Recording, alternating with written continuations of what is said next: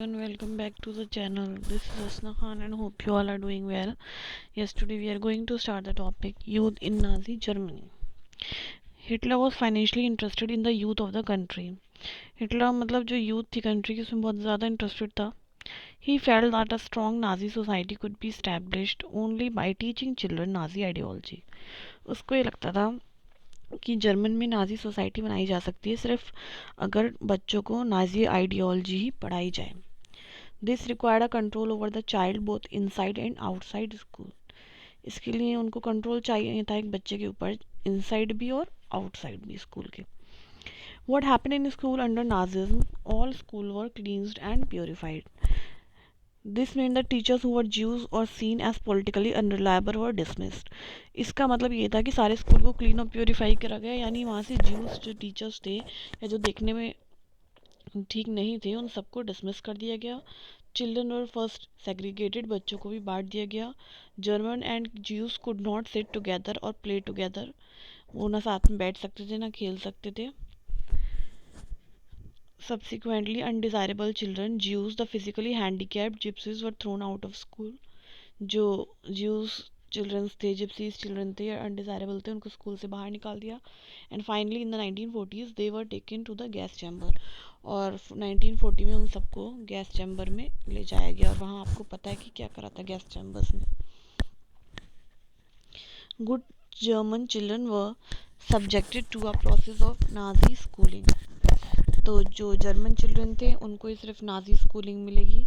Uh prolong period of ideological training. School textbook were rewritten, दोबारा से print करी गई जो स्कूल टेक्स्ट बुक थी.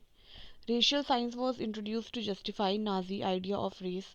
रेशियल साइंस इंट्रोड्यूस करी गई जिसमें जो नाजी का रेस वाला आइडिया था कि जो अच्छी रेस के लोग होंगे उनको ही मतलब जो है सारी चीज़ें मिलनी चाहिए, तो वो सब के लिए रेशियल साइंस इंट्रोड्यूस करी गई. Stereotype about Jews were popularized even though math classes. कह रहे हैं कि जो ज्यूस के बारे में स्टीरियोटाइप क्रिएट कर दिया था कि ये तो भाई अनफिट है सोसाइटी में, तो ये पॉपुलराइज मैथ्स की क्लासेस तक में हुआ. क्या हुआ? Children were taught to be loyal and submissive. बच्चों को ये बताया गया कि उन्हें लॉयल और सबमिसिव होना चाहिए. Hate Jews and worship Hitler. Juice को हेट करना चाहिए और हिटलर की वर्शिप करनी चाहिए. Even the function of sport was to nurture a spirit of violence and aggression among children. तो जो स्पोर्ट फंक्शन होते थे वहाँ पे भी बच्चों के अंदर जो स्पिरिट है वायलेंस की वो डेवलप करी जाती थी और उनका अग्रेशन बढ़ाया जाता था. Hitler believed that boxing could make children iron-hearted, strong and masculine. Hitler को लगता था अगर बॉक्सिंग सिखाई जाएगी बच्चों को तो उससे क्या होगा, उनका जो दिल होगा वो एकदम पत्थर का या आप लोहे का कह सकते हैं, आयरन हार्टेड वो हो जाएंगे, बहुत स्ट्रांग हो जाएंगे और मैस्कुलिन भी. Youth organizations were made responsible for educating German youth in the spirit of national socialism. तो कह रहे हैं यूथ ऑर्गेनाइजेशन बनाए गए रिस्पॉन्सिबल किस लिए कि जर्मन यूथ को एजुकेट करा जाए और उनके अंदर स्पिरिट ऑफ नेशनल सोशलिज्म जो है डेवलप हो. 10 years old had to enter Jungvolk. जो 10 years old चाइल्ड होगा उसको जंग वॉक में क्या होगा, एंटर होना पड़ेगा. At 14 all boys had to join the Nazi youth organisation. और जो है 14th की एज पे नाजी यूथ ऑर्गेनाइजेशन ज्वाइन करना पड़ेगा जो कि हिटलर यूथ है.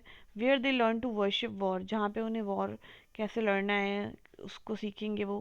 Glorify aggression and violence, condemn democracy and hate Jews, communist, gypsies and all those categorised as undesirable. तो ये सब सिखाया जा रहा था. After a period of rigorous ideological and physical training they join the labour service. उसके बाद वो लेबर सर्विस ज्वाइन करते थे usually at the age of 18. Then they had to serve in the armed forces and enter one of the Nazi organisation. फिर उनको armed forces को सर्व करना होगा, फिर वो फाइनली नाजी ऑर्गेनाइजेशन में भी एंटर हो सकते हैं. Then the youth league of the Nazi was founded in 1922. 4 years later it was renamed Hitler Youth. To unify the youth movement under Nazi control, all other youth organizations were systematically dissolved and finally banned.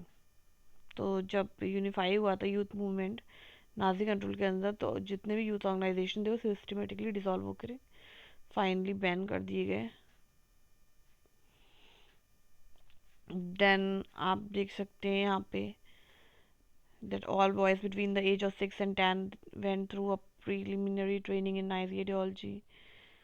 At the end of training, they had to take the following oath of loyalty to Hitler in the presence of this blood banner which is sent over further. I saw it. ये पूरी दी हुई आप पढ़ सकते हैं। They are saying we start when child is 3 years old. As soon as he even start to think, he is given a little flag to wave. मतलब बचपन से ही बच्चों के दिमाग में डाला जाए जो नाजी आइडियोलॉजी है। Then the topic is the Nazi cult of motherhood. तो मदरहुड या विमेंस के लिए नाजी की क्या सोच थी? Children of Nazi Germany were repeatedly told that women were radically different from men. बच्चों को ये बताया जाता था कि विमेन जो हैं वो मैन से डिफरेंट हैं, अलग हैं, रेडिकली भी। दी fight for equal right for man and woman that had become part of democratic struggles everywhere was wrong and it would destroy society। और ये कहना कि जो ये इक्वल राइट मांगती हैं women जो हैं, या जो इस बात पर लड़ाई होती है कि इक्वल राइट मिलनी चाहिए और जो डेमोक्रेटिक स्ट्रगल का पार्ट था हर जगह, वो ये गलत है और ये सोसाइटी को डिस्ट्रॉय कर सकता है।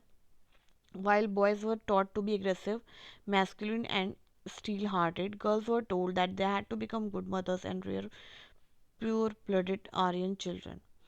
जैसे कि बॉयज़ से ये कहा जाता था कि वो एग्रेसिव बने, मैस्कुलिन बने, स्टील हार्ट बने, तो गर्ल्स को क्या बताया जाता था कि उनको जो है उन्हें गुड मदर्स बनना है फ्यूचर में, और जो आर्यन चिल्ड्रन होंगे प्योर ब्लडेड उनको रेस करना है। Girl had to maintain the purity of the race की प्योरिटी को मेंटेन करना है। Distance themselves from Jews, look after the home and teach their children Nazi value. तो जूस से दूर रहना है, अपना घर देखना है और बच्चों को नाजी वैल्यूज टीच करनी है। They had to be the bearer of the Aryan culture and race, और उनको ही संभालना है और बढ़ाना है आर्यन के कल्चर को और रेस को। In 1933, Hitler said, "In my state, the mother is the most important citizen." तो 1933 में हिटलर ने ये कहा कि मदर जो है वो इम्पोर्टेंट सिटीज़न है। But in Nazi Germany all mother were not treated equally. But जो सारी मदर्स थी वो इक्वली ट्रीट नहीं करी जाती थी। Women who bore racially undesirable children were punished and those who produced racially desirable children were awarded.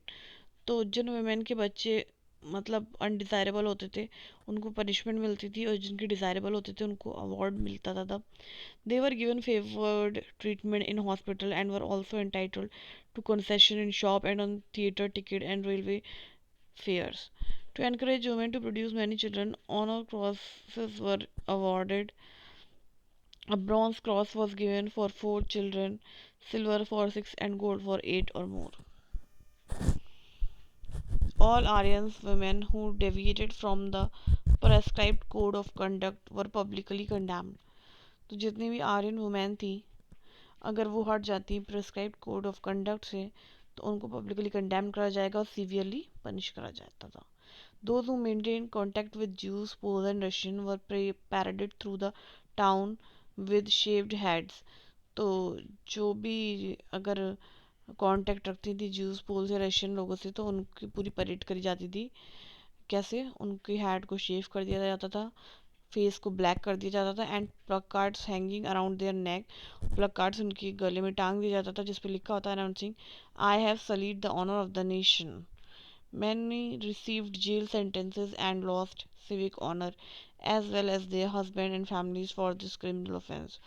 कई जो वेमेंस थी उनको तो जेल में भेज दिया जाता था और उनको जो इज्जत थी वो भी खत्म हो जाती थी, और उन्हें छोड़ना पड़ता था अपने हस्बैंड और फैमिली को अपनी क्रिमिनल ऑफेंस की वजह से। तो this was their condition, and our next topic is the art of propaganda that will discuss in the next class. और अगर आपको इतने टॉपिक समझ में आए हो तो प्लीज़ वीडियो को लाइक करें, अगर सब्सक्राइब नहीं करा तो सब्सक्राइब करें और कमेंट भी करें, and we will meet in the next class. Till then take care, bye.